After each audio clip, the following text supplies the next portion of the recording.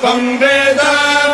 पुष्पवान् प्रजावान् पशुमान् भवति चन्द्रमा वा अपाम् पुष्पम्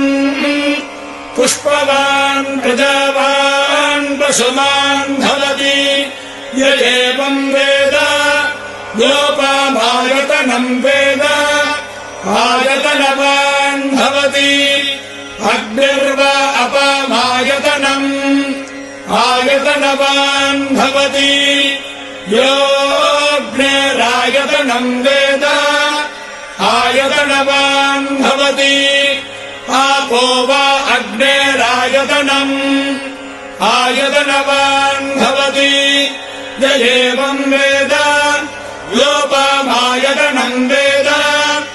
आयतनवान् भवति वायुर्वा अपामायतनम्